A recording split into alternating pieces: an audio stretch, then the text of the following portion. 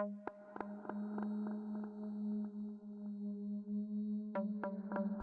August 18, 2010, 30-year-old open water diver Ben McDaniel was last seen diving in the underwater cave at Vortex Spring in Ponce de Leon, Florida.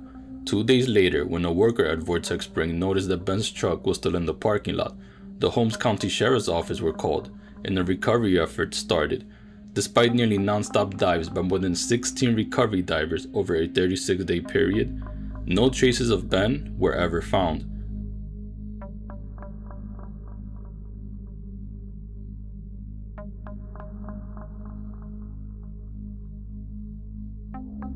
Ben McDaniel was a thrill seeker and had a love for scuba diving from a young age. As such, he was a frequent face and well known at Vortex Spring. Right before his disappearance, Ben was on a sabbatical financed by his parents, recovering from a very difficult time in his life. Throughout his childhood, Ben and his brothers had a taste for adventure, namely diving, hiking, and mountain climbing. Ben's family come from the suburb just outside of Memphis, Tennessee, consisting of his mom Patty, dad Shelby, and brothers Tim, Paul, and half-brother Brad. Ben was especially close to his younger brother Paul, as they would normally go on outdoor adventures together. In early adulthood, Ben experienced a lot of success. He was charismatic and often described as the life of the party. Although young, Ben was driven and started a construction company. At a very young age, Ben had it all: a successful business, a wife, house, and overall, a very good life.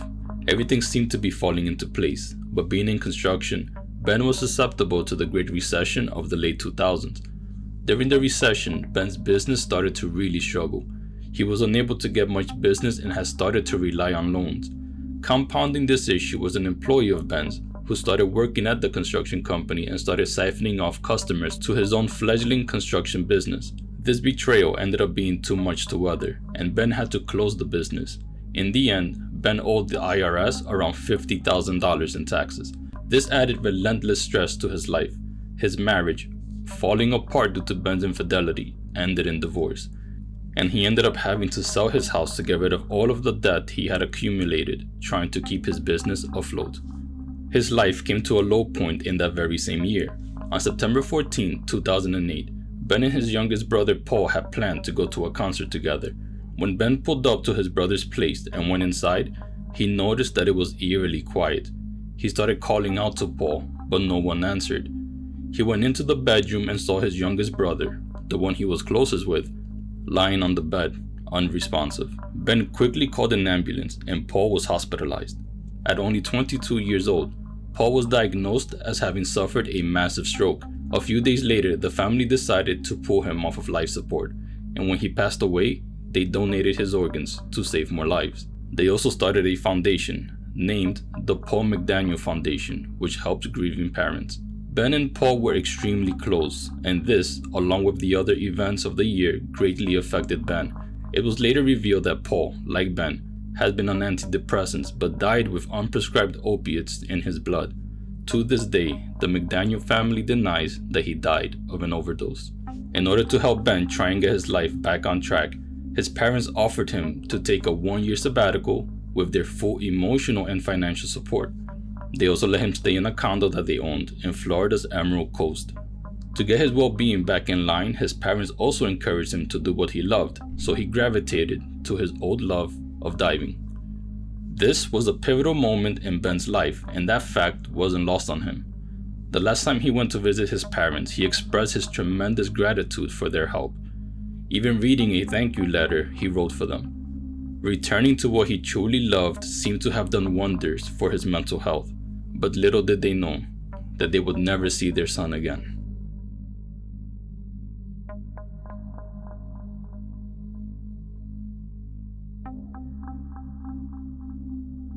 Located just north of the town of Ponce de Leon, Florida, Vortex Spring is a popular recreational freshwater spring with beautiful crystal clear water and a gentle current, making it ideal for swimmers and divers, especially beginners. The cave itself is a natural spring, with water flowing out of the cave at a constant 20 degrees Celsius or 68 degrees Fahrenheit. It stretches 487 meters, almost perfectly horizontally into the earth, reaching a depth of around 52 meters or 170 feet deep. The spring is popular because of its large surface area. Vortex Spring starts with a large 60-meter bowl-shaped basin that's around 7.5 meters deep. It then opens to the cave entrance at a depth of around 35 meters or 117 feet deep. As you go from the cavern and into the cave, about 27 meters from the surface you'll be in the piano room, a brightly lit room with LED lights hanging on the ceiling. Swim another 6 meters and you'll eventually get to the locked gate, where you'll be greeted with a traditional Grim Reaper sign, telling inexperienced and experienced open water divers to go back, as there is nothing in the cave worth dying for. You must be fully cave certified to go into the cave. At this point, you will be inside of the entrance to the cave, as you will be far enough that there is no natural light penetration, and if it wasn't for the LED lights, it would be pitch black without a torch. Any untrained diver foolish enough to ignore the signs and go deeper into the cave, you technically won't be able to, as you need to be cave certified and provide that proof to the dive shop to get the gate unlocked and proceed to go deeper into the cave. Ben was not cave certified, but his dive logs confirmed he was regularly getting into the cave by going under the gate. This is a pivotal issue in the series of events to come.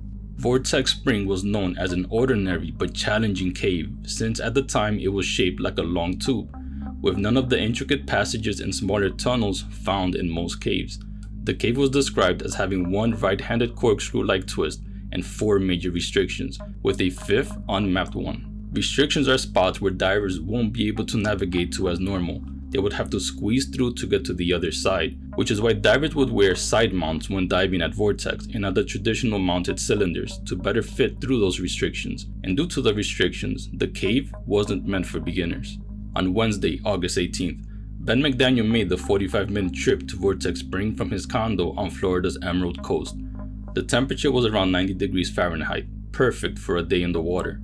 Ben had planned 3 separate dives on this hot summer day. Footage, which has yet to be released, showed Ben in the dive shop before heading out for the dives. Ben was able to make 2 separate dives before needing to refill his tank at the dive shop, and other divers at Vortex Spring noticed that Ben was spending most of his time testing out his equipment and taking notes in his dive log, as if he was planning a deeper dive.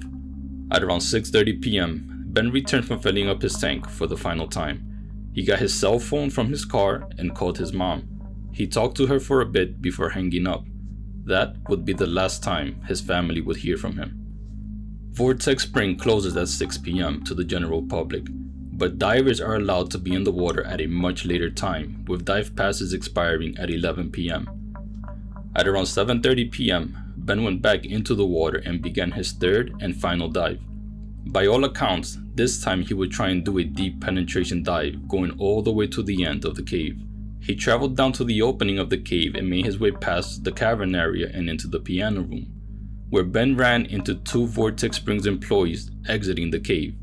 The employees would regularly go into the cave for maintenance and with the help of an underwater vacuum would try and remove as much silt as possible to keep the cave accessible, although they both said that on that day they were on a recreational dive. The 2 employees, Eduardo Taran and Chuck Cronin, knew Ben as he was a regular at Vortex Spring at that point, and they also knew that Ben was going into the cave even though he wasn't certified. Under a polygraph test, Eduardo later revealed to the police that even though he knew Ben was not a certified cave diver, both he and Chuck had suspected that Ben was breaking into the cave prior to the 18th and decided it would be safer to let Ben in and give him more airtime to explore, rather than risking him getting stuck trying to jimmy his way through the gate. So Eduardo unlocked the gate and Ben went into the cave. That was the last time Ben McDaniel was seen alive. Eduardo and Chuck would usually stay in the area until the park closes in the evening, but this particular day, they had decided to head out with the knowledge that the owner of Vortex Spring, Lowell Kelly, was still in the area and staying late that night. On August 19th, the day after Ben had entered the cave, Eduardo arrived to work and noted that Ben's truck was still in the parking lot. Knowing that Ben liked to take advantage of the cheap 24-hour entry fee, it was normal to see his truck there for literally days at a time, as he would be one of the first to come and last to leave Vortex Spring. As noted by his girlfriend at the time, Emily Greer, Ben had done over 250 dives in the 4 months prior to his disappearance, so no alarm bells went off. On Friday, August 20th, 2 days after the disappearance of Ben, Eduardo again came to work, but noticed that Ben's car was still in the parking lot and in the exact same spot. This time, Eduardo started to worry. He went around and asked if anyone had seen Ben either yesterday or earlier that morning. When it started to become clear that no one had seen him since Wednesday, Eduardo quickly called the police to inform them that Ben may have had an accident in the cave.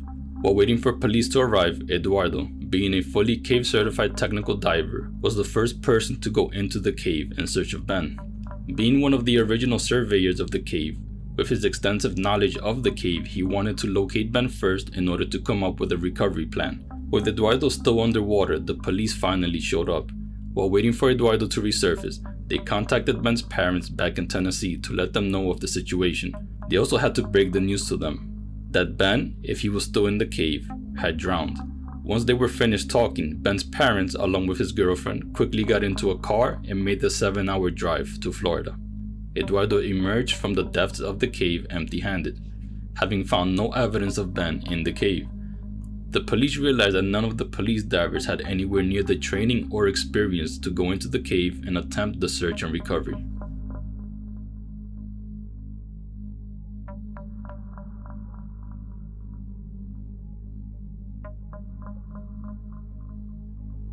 The lead investigator assigned to Ben's case for Holmes County was Captain Harry Hamilton.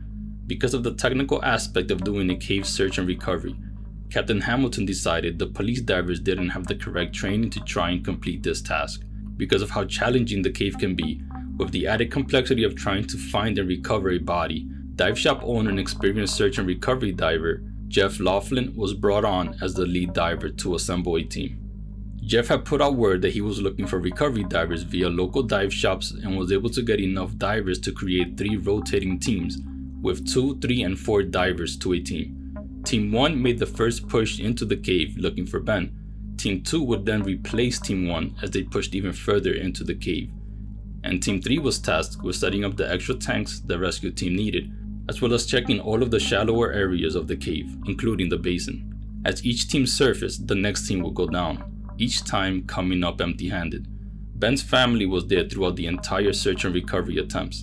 The divers would shine their lights into every crack and crevice in the cave, hoping to find any evidence of Ben, but nothing materialized.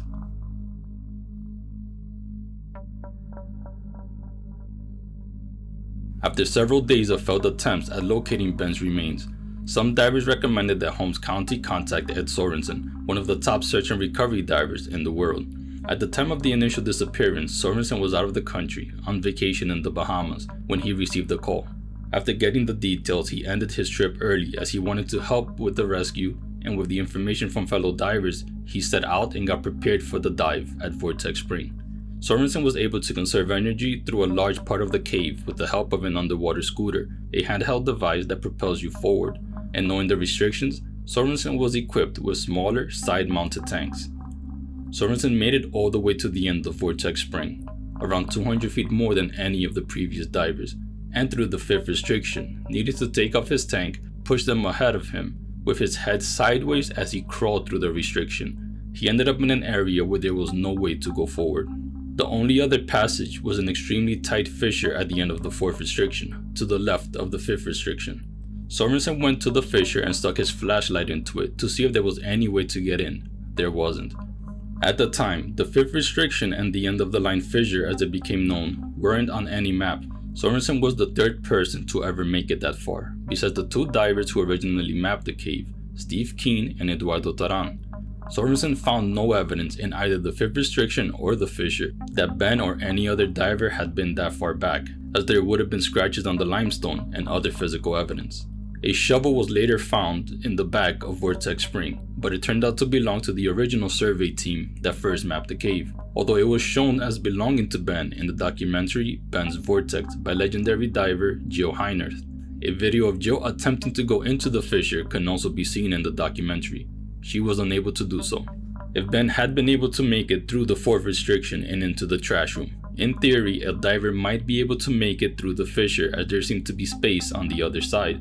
But considering how narrow it was, Sorensen surmised that if a diver managed to make it through to the other side or even attempt to do it, they would get permanently stuck and unable to come back out. This is the basis of a theory discussed in Ben's Vortex. The theory, which is more thoroughly fleshed out in the documentary, is that Ben made it past the 4th restriction, but considering he was using the wrong air, may have been under the effects of severe nitrogen narcosis, and in this state, Ben had probably lost track of time and started to run low on air. In a panic state, he may have been trying to exit the cave and went in through the fissure, where he ran out of air and drowned. While Ben wasn't a certified cave diver, he was side mount certified, which he used when diving at Vortex Spring. The rescue divers, including Sorensen, do not think this theory is plausible. For one, Ben was over 6 feet tall and around 210 pounds, and he also wore bulky equipment when diving, meaning many thought there was no way he would be able to make it through the fifth restriction, let alone the fissure. And point 2, there was no evidence, absolutely zero, that Ben or anyone else for that matter had even made it that far back. Sorensen also pointed to the lack of marine life a decomposing body would attract, as evidence that Ben wasn't in the fissure. Due to the lack of evidence, Sorensen and the rest of the divers ended up concluding that Ben wasn't in the cave. Sorensen was quoted as saying, "I'm 99% sure he's not in that main passage, and I'm 99% sure he's not in that cave, period. He's just not there."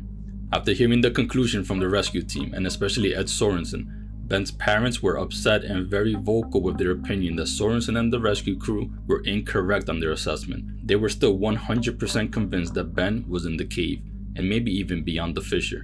After Sorensen declared that he did not think Ben was in the cave, many of the recovery divers started dropping out of the search. When asked why the search was ending, lead rescue diver Jeff Laughlin said in an interview, "Everywhere I knew to look, I looked and didn't find him. This leads me to believe that he either met someone or met the wrong people and disappeared." Ben's parents, frustrated with the diver's conclusion, went to Holmes County Police Department and inquired about the possibility of using the remotely operated vehicle, or ROVE, in order to look into places the divers didn't fit or refused to go.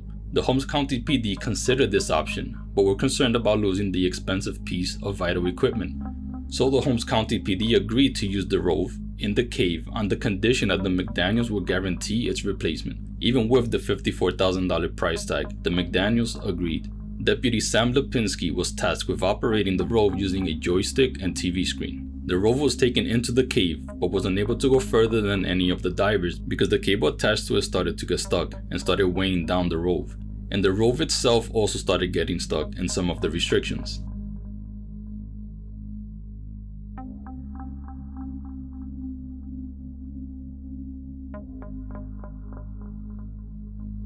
Much like how each team of recovery divers trying to find Ben in the cave came up empty, the search above the surface also raised more questions than answers.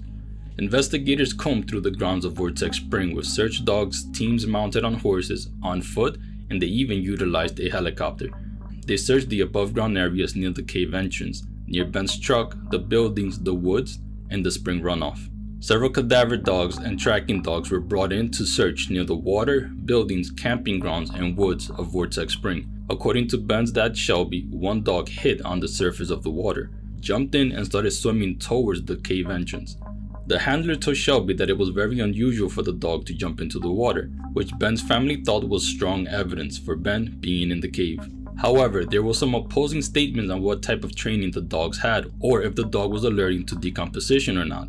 One of the recovery divers, an experienced and reputable diver by the name of Kevin Carlisle, later got into a bit of an argument with Shelby online on whether the dog brought in were qualified specifically for water detection or not. Kevin stated that the recovery divers gave the family and investigators information for a well-trusted set of dogs with known proper water training, but another group was brought in, potentially because they could come sooner than the vetted group.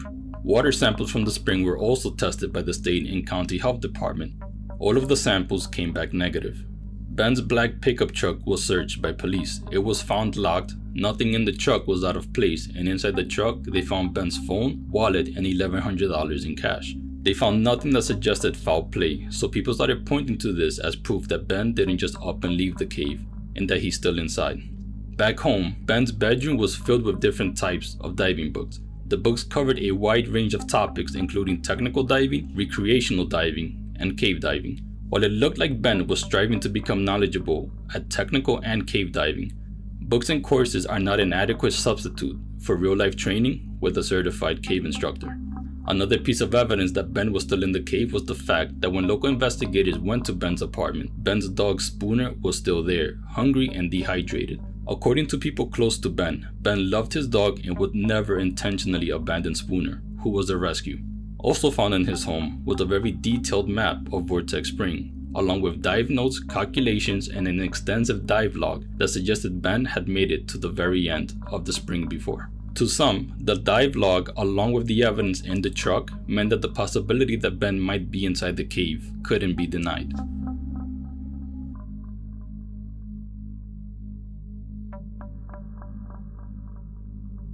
The first signs of physical evidence found were 3 stage tanks that were in odd, if not suspicious, locations. Stage tanks are extra tanks of air that cave divers bring on very long, deep penetration dives to make sure they have enough air, and also the right kind of air for deco or decompression. The issue of these tanks, which has Ben name written on them, is that they were in no condition to be used and were in bizarre locations. One was found near the cave entrance and 2 in the basin. In normal circumstances, the divers would stage the tanks inside of the cave, or have just one tank near the cave entrance or in the basin for the last deco stop. Also, the conditions of the tanks was confusing. The tank that was found near the entrance of the cave was the newest of the 3. It was a green tank with a sticker that read nitrox on the side, a diver down sticker next to it, a full black regulator set with yellow hoses, a yoke valve, and has Ben contact details written on it.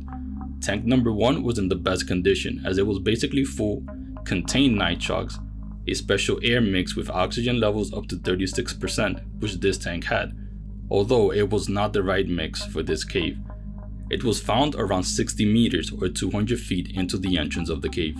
Tanks number 2 and number 3 were found in the basin in approximately 7.5 meters or 25 feet of water. Tank number 2 was red, with the same nitrox sticker but with only a partially functioning yoke valve and no regulator. As any diver knows, changing regulators while also changing a tank is not something most divers ever do. Also, despite the sticker, this tank wasn't nitrox. It had just regular air and this tank was only about halfway full.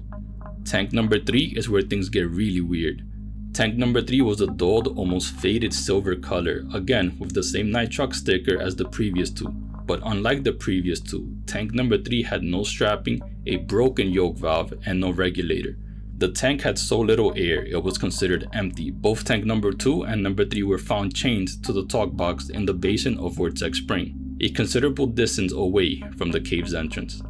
This had led to some of the rescue divers concluding that the placement and conditions of the tanks looked suspiciously like a setup, since even an inexperienced diver wouldn't dive with the cylinders in those conditions, and had placed them more strategically inside of the cave for decompression purposes, not outside in the basin. Another suspicious issue is that he planned a long dive around 5 to 6 hours and didn't have the proper air for that type of technical dive. In the opinion of the rescue divers, nothing about this added up.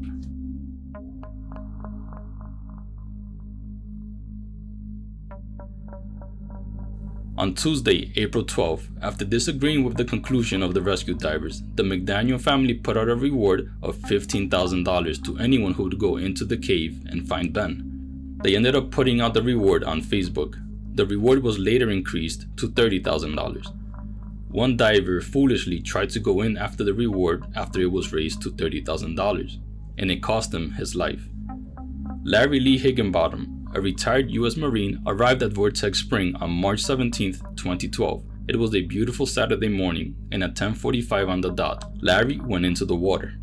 When he didn't return that evening, his girlfriend got worried and contacted Vortex Spring's management, who in turn contacted the Holmes County Sheriff's Office.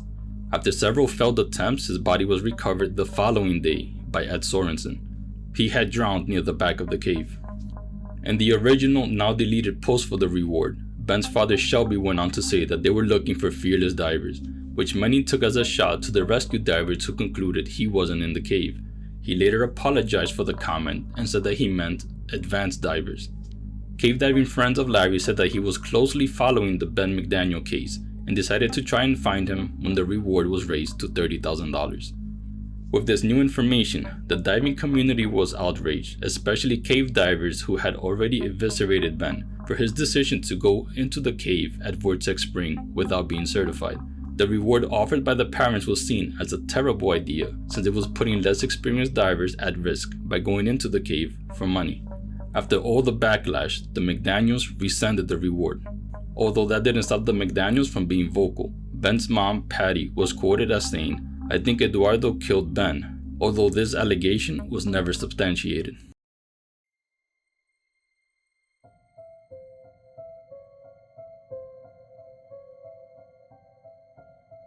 Ben's parents at one point were convinced that Ben had been murdered and hired Florida-based PI Lynn Marie Carty. She investigated Vortex Spring and found background issues on multiple employees, but the biggest red flag was on the actual owner of the spring, Lowell Kelly.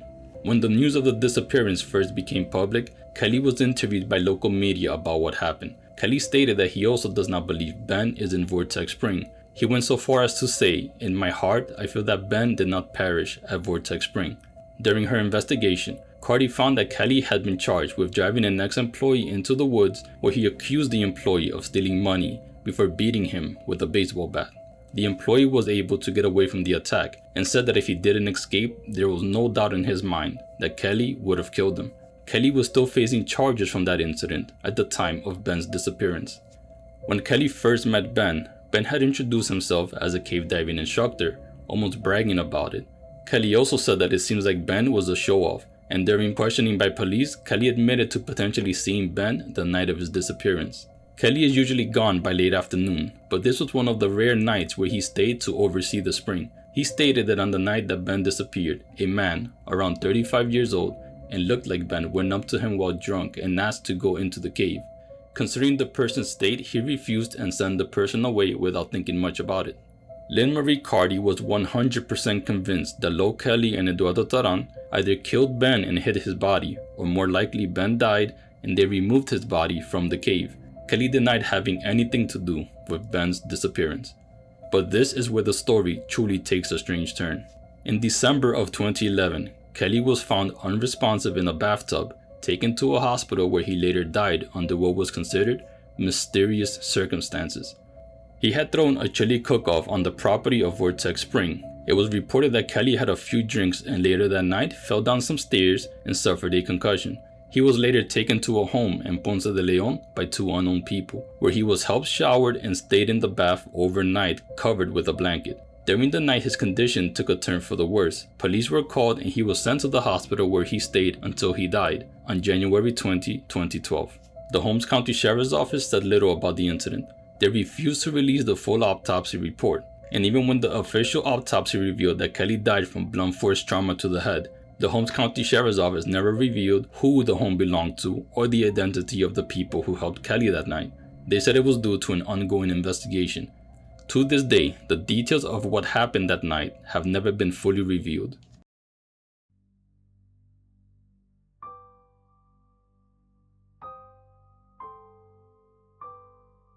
There have been more than a few documentaries and videos on this incident, but it still remains an unsolved mystery. The Holmes County Sheriff's Office still has Ben as a missing person due to the fact that there was evidence he entered the cave, but none that he came out. To this day, the McDaniel family believe that Ben is inside of Vortex Spring, somewhere inside of the fissure at the back of the cave. And although thousands of people dive in Vortex Spring every year, no other evidence of Ben being in the cave has ever been found. Thank you for watching.